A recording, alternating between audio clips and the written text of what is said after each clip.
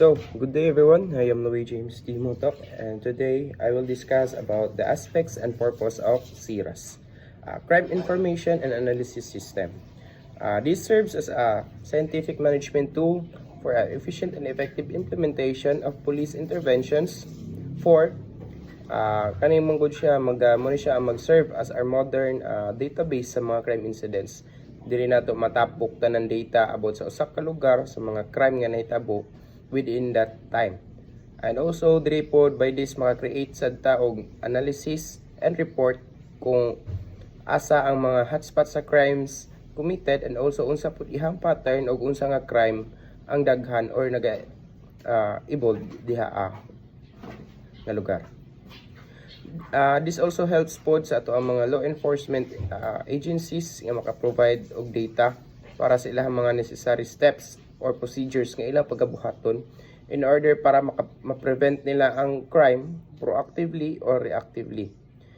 It can also help sa pag-gathering of data about asa atong mga areas nga need jud o ma-deployan sa atong mga troops or atong mga police, kay like anang mga areas nga mga hot zone need gina siya og police visibility. CIRAS is also provides well-guided procedures for reporting, identifying, and recording and counting crime incidents within that areas.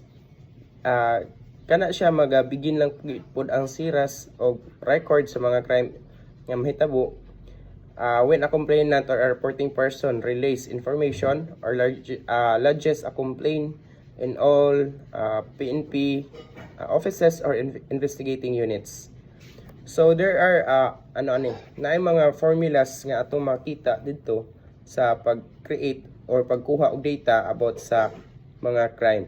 For example, in crime rates, the number of crime rates incidents is given a period of time for every 100,000 inhabitants of an area. Further, kani nga ang crime rate mag-refers ni siya pod sa ato ang POI or Peace and Order Indicator. And the following are the crime rate categories under corresponding formulas.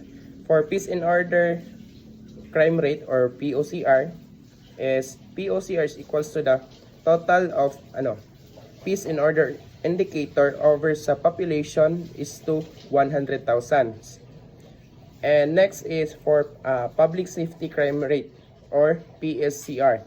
PSCR is equals to the total of PSI over the population is to 100,000. For the average monthly Peace and Order Indicator crime rate, or also known as AMPIOCR, po niya ito ang ginagamit nga formula. AMPOCR is equals to the total of POI over population times 100,000 population times constant over number of months. So, while ang ato pong average monthly public safety indicator crime rate or AMPCSICR, mo po niya ang formula.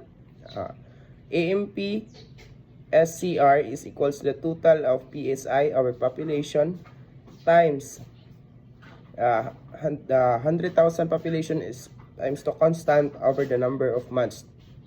So by that formula makakuha ta og mga klase nga datas and gathered nato unsa atong mga needs, for example sa mga crime rates. That's all. Thank you.